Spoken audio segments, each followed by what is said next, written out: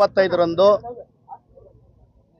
ಚಿಕ್ಕಬಳ್ಳಾಪುರ ತಾಲೂಕು ವೀರಾಂಜನೇಯ ದೇವಸ್ಥಾನದಲ್ಲಿ ಈ ದೇಶದ ಕೇಂದ್ರ ಸರ್ಕಾರದಲ್ಲಿ ಕೇಂದ್ರ ಮಂತ್ರಿಗಳಾದಂಥ ಎಚ್.ಡಿ. ಕುಮಾರಸ್ವಾಮಿಯವರ 66ನೇ ವರ್ಷದ ಹುಟ್ಟುಹಬ್ಬವನ್ನು ನಮ್ಮ ವೀರಾಂಜನೇಯ ಸನ್ನಿಧಿಯಲ್ಲಿ ಏರ್ಪಡಿಸಬೇಕು ಅಂತೇಳಿ ಎಲ್ಲ ನಮ್ಮ ಲೀಡರು ಮುಖಂಡರು ಎಲ್ಲರೂ ಮಾತಾಡಿ ಇವತ್ತು ಬೆಳಗ್ಗೆ 11:15ಕ್ಕೆ ವಿಶೇಷ ಪೂಜೆಯನ್ನು ವೀರಾಂಜನೇಯ ಸ್ವಾಮಿ ಸನ್ನಿಧಿಯಲ್ಲಿ ನಡೆದಿದೆ. ಅದೇ ರೀತಿ ಅವರ ಬರ್ತ್ಡೇ ಪ್ರಯುಕ್ತ ಕೇಕ್ನು ಸಹ ತಂದು 66 ವರ್ಷದ ಕೇಕ್ ಸಹ ಇಲ್ಲಿ ಕಟ್ ಮಾಡಿ ಎಲ್ಲರೂ ಸಿಹಿ ತಿಂಡಿಯನ್ನು ತಿನ್ನುತ್ತಾ ಇವತ್ತು ನಮ್ಮ ಕೇಂದ್ರ ಮಂತ್ರಿಗಳಾದಂಥ ಎಚ್.ಡಿ. ಕುಮಾರಸ್ವಾಮಿಯವರ 66ನೇ ಹುಟ್ಟುಹಬ್ಬವನ್ನು ಇಡೀ ದೇಶದಾದ್ಯಂತ ಆಚರಣೆ ಮಾಡ್ತಾ ಇದ್ದಾರೆ.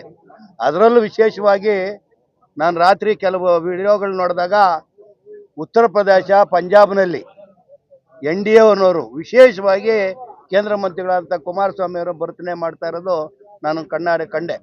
ಆದ್ದರಿಂದ ಇವತ್ತು ನಮಗೆ ಈ ಹುಟ್ಟುಹಬ್ಬದ ಶುಭಾಶಯದೊಂದಿಗೆ ನಾನು ಕುಮಾರಸ್ವಾಮಿ ಅವರು ಕೇಳ್ಕೊಳೋದಿಷ್ಟೇ, 2028ರಲ್ಲಿ NDA ಸರ್ಕಾರ ಬರೋದು ಸತ್ಯ. ಆದ್ದರಿಂದ ಈ ರಾಜ್ಯಕ್ಕೆ ಮುಖ್ಯಮಂತ್ರಿಗಳಾಗಿ ಸೇವೆ ಸಲ್ಲಿಸಬೇಕು ಅಂತ ಇವತ್ತು ಅವರು ಹುಟ್ಟುಹಬ್ಬದ ಪ್ರಯುಕ್ತ ನಾನು ಶುಭ ಕೋರ್ತಾ ಇದ್ದೀನಿ. ಅದೇ ರೀತಿ ನಮ್ಮ ದೇಶದ ಪ್ರಧಾನಮಂತ್ರಿಗಳಾದಂಥ ದೇವೇಗೌಡರು ನಿನ್ನೆ ಭಾಷಣ ಮಾಡಿರೋದು ನೋಡಿದ್ರೆ ನಿಜವಾಗ್ಲೂ ಆಶ್ಚರ್ಯ ಆಗುತ್ತೆ. ಈ ವಯಸ್ಸಿನಲ್ಲಿ ಇಷ್ಟು ಭಾಷಣ ಮಾಡ್ತಾರೆ ಅಂದರೆ ಕೇಂದ್ರದಲ್ಲಿ ರಾಜ್ಯದ ಬಗ್ಗೆ ಎಷ್ಟು ಮಾತಾಡಿದ್ದಾರೆ ಅಂತೇಳಿ ಎಲ್ಲ ವಿವರಣೆಗಳನ್ನು ಎಲ್ಲ ಯೂಟ್ಯೂಬ್ಗಳಲ್ಲೂ ಬರ್ತಾ ಇದೆ. ಆದ್ದರಿಂದ ನಮಗೆ ನಮ್ಮ ರಾಜ್ಯಕ್ಕೆ ವಿಶೇಷವಾಗಿ ಅವರ ಕೊಡುಗೆ ಅನಿವಾರ್ಯವಿದೆ. ಆದ್ದರಿಂದ ಅವರು ನೆಕ್ಸ್ಟ್ 2028ರಲ್ಲಿ ನಮ್ಮ ರಾಜ್ಯಕ್ಕೆ ಬಂದು ಮುಖ್ಯಮಂತ್ರಿನ ಆಲಿಸಬೇಕು ಅಂತ ನನ್ನ ಅಭಿಪ್ರಾಯ.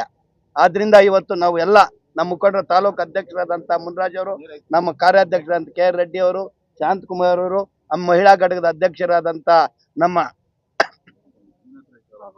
ಪ್ರಭಾ ನಾರಾಯಣಗೌಡರು ಕೆಂಪಂತು, ಆಮೇಲೆ ಅವರ ಪತಿಯವರಾದಂಥ ನಾರಾಯಣಗೌಡರು, ಶಾಂತಕುಮಾರು, ಮಾರೇಗೌಡ, ಮತ್ತು ಅರುಣ ತಾಲೂಕು ಮಹಿಳಾ ಘಟಕದ ಅಧ್ಯಕ್ಷರು ನಮ್ಮ ನಾರಾಯಣ ಶಾಮಣ್ಣವರು, ನಮ್ಮ ನಗರ ಘಟಕದ ಅಧ್ಯಕ್ಷರಾದ ಬಂಡ್ಲೂರು ಶ್ರೀನಿವಾಸ್ ಅವರು, ಆಮೇಲೆ ತಾಲೂಕು ಮಂಚನಹಳ್ಳಿ ತಾಲೂಕು ಮಾಡ್ತಾ ಇದ್ದೀವಿ. ಅವ್ರಿಗೊಂದು ದೇವರು ಆರೋಗ್ಯ ಆಯುಸ್ಸು ಎಲ್ಲ ಕೊಟ್ಟು ಕಾಪಾಡಲಿ. ಮುಂದಿನ ದಿನಗಳಲ್ಲಿ ಮುಖ್ಯಮಂತ್ರಿ ಆಗೋದು ಗ್ಯಾರಂಟಿ ಅಂತ ನಾವೆಲ್ಲರೂ ಸಹ ಒಂದು ಸಂಘಟನೆ ಮೂಲಕ ಅದನ್ನ ಸಾಧನೆ ಮಾಡಿ ತೋರಿಸ್ತಾ ಇದ್ದೀವಿ. ಹಾಗೆ ನಮ್ಮ ಕುಮಾರಣ್ಣ ಮಾಡಿರೋ ಅಂತ ಕೆಲಸ ಈಗಿರೋಂಥ ಮುಖ್ಯಮಂತ್ರಿಗಳು ಯಾರು ಮಾಡಿದವರೇ ಇಲ್ಲ. ರೈತರಿಗೋಸ್ಕರ ರೈತರ ಕಣ್ಮಣಿ, ಎಲ್ಲರ ಮನೆ ಮಗ ಅಂತಾನೆ ಪ್ರಖ್ಯಾತಿ ಆಗಿರೋ ಅಂತ ನಮ್ಮ ಕುಮಾರಣ್ಣ ಎಲ್ರೂ ಕೂಡ ನೆನ್ಸ್ಕೊಂತಾರೆ. ಪ್ರತಿಯೊಬ್ಬರು ಈಗ ಹಿಂದೆ ಯಾರು ಏನ್ ಮಾಡಿದ್ದಾರೆ ಸಾಧನೆ, ಅದನ್ನೆಲ್ಲ BJP ಇರ್ಬೋದು, ಕಾಂಗ್ರೆಸ್ ಇರ್ಬೋದು, ಪ್ರತಿಯೊಬ್ರು ಸಹ ನಮ್ಮ ಕುಮಾರಣ್ಣನ ಸಾಧನೆನ ಕೊಂಡಾಡ್ತಾರೆ. ನಮ್ಗೆಲ್ಲ ನಿಜವಾಗ್ಲೂ ಅದೇ ಒಂದು ಸಂತೋಷ. ಹಾಗಾಗಿ ಮುಂದಿನ ಮುಖ್ಯಮಂತ್ರಿ ನಮ್ಮ ಕುಮಾರಣ್ಣ ಆಗ್ಬೇಕು.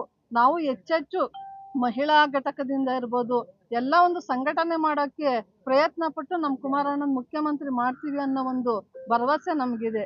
ಈ ಮೂಲಕ ನಮ್ಮ ಕುಮಾರಣ್ಣಂಗೆ ಶುಭಾಶಯ ಕೋರ್ತಾ ನನ್ನ ಮಾತನ್ನು ಮುಗಿಸ್ತೀನಿ. ಮತ್ತು ತಾಲೂಕು ಅಧ್ಯಕ್ಷರು ಮತ್ತು ಎಲ್ಲ ನಮ್ಮ ತಾಲೂಕಿನ ನಮ್ಮ ಪದಾಧಿಕಾರಿಗಳು ಇಲ್ಲಿ ಆಂಜನೇಯ ಸ್ವಾಮಿ ದೇವಸ್ಥಾನ ಹತ್ರ ಪೂಜೆ ಮಾಡಿಸಿ ಕುಮಾರಣ್ಣನಿಗೆ ಆಯುರ ಆರೋಗ್ಯ ಕೊಟ್ಟು ಇನ್ನೂ ಅಧಿಕಾರ ಕೊಡಲಿ ಅಂತೇಳಿ ಎಲ್ಲ ಬೇಡ್ಕೊಂಡು, ಈಗ ನಮ್ಮ ಅಧ್ಯಕ್ಷರಾದಂಥ ಮುನಿಯಪ್ಪಣ್ಣವ್ರು ಹೇಳಿದ್ರು, ಮುಂದೆ ಈ 2028 ಚುನಾವಣೆಯಲ್ಲಿ ಈಗಾಗಲೇ ಒಂದು ಘೋಷಣೆ ಹೊರಟಿದೆ. ಬಿಹಾರಕ್ಕೆ ನಿತೀಶ್ ಕುಮಾರು, ಕರ್ನಾಟಕಕ್ಕೆ ಮುಖ್ಯಮಂತ್ರಿ ಕುಮಾರಣ್ಣವರು ಅಂತೇಳಿ. ಅದೇ ಒಂದು ನಿಟ್ಟಿನಲ್ಲಿ ಈಗ ನಮ್ಮ ಏನು ಎಲ್ಲರೂ ಸಪೋರ್ಟ್ ಮಾಡ್ತಾ ಇದ್ದಾರೆ. ಈಗ ನಮ್ಮ ಮುನಿಯಪ್ಪಣ್ಣ ಹೇಳ್ದಂಗೆ ಆಂಧ್ರದಲ್ಲಿರ್ಬೋದು ಮತ್ತು ಬೇರೆ ರಾಜ್ಯಗಳಲ್ಲಿ ಸಮೇತ ಈಗ ಕುಮಾರಣ್ಣವರ ಬರ್ಡೇ ಮಾಡ್ತಾ ಇದ್ದಾರೆ. ಅದರಲ್ಲಿ ಇನ್ನೊಂದು ವಿಶೇಷ ಸಂತೋಷ ಸುದ್ದಿ ಅಂದರೆ ಈ ಕರ್ನಾಟಕದಲ್ಲಿ ನಮ್ಮ BJP ಪಕ್ಷದವರು ಸಾಕಷ್ಟು ಜನ ಈ ಕುಮಾರಣ್ಣವ್ರ ಬರ್ಡೇ ಮಾಡಿ ಈಗ ಆಚರಣೆ ಮಾಡ್ತಾ ಇದ್ದಾರೆ. ಈಗ ಒಗ್ಗಟ್ಟು ಇದೇ ರೀತಿ ಪ್ರದರ್ಶನ ಮಾಡಬೇಕು ಅಂತೇಳಿ ಕುಮಾರಣ್ಣವರು ಮತ್ತು ಇವರು ತೀರ್ಮಾನ ಮಾಡಿದ್ದಾರೆ, ಮೋದಿಜಿಯವರು.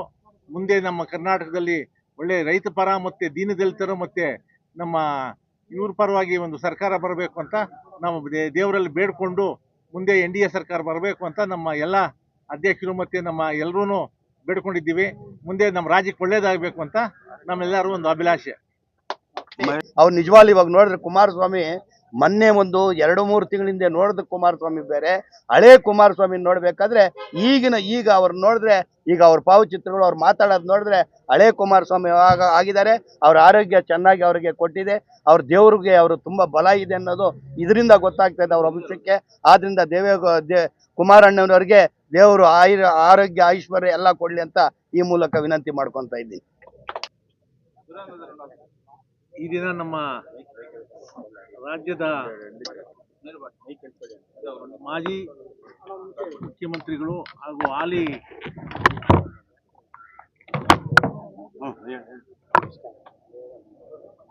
ಈ ದಿನ ನಮ್ಮ ಮನವಿ ತಗೊಂಡಿದ್ದಾರೆ. ಚಿಕ್ಕಬಳ್ಳಾಪುರ ಜಿಲ್ಲೆಗೆ, ಮಂಡ್ಯ ಜಿಲ್ಲೆಗೆ ಕಾರ್ಖಾನೆಗಳು ತರಲೇಬೇಕು ಅಂತ ಹೇಳಿದ್ದಾರೆ.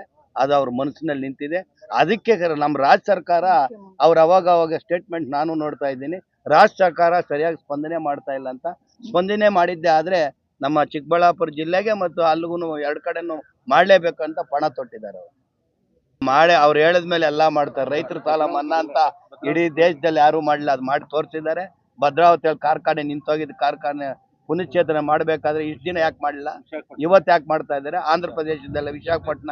ಆದ್ರಿಂದ ಕುಮಾರಸ್ವಾಮಿ ಅವರು ಏನ್ ಹೇಳ್ತಾರೆ ಅದು, ಅದರಲ್ಲೂ ವಿಶೇಷವಾಗಿ ಪ್ರಧಾನಮಂತ್ರಿಗಳಾದಂತ ಮೋದಿ ಅವರು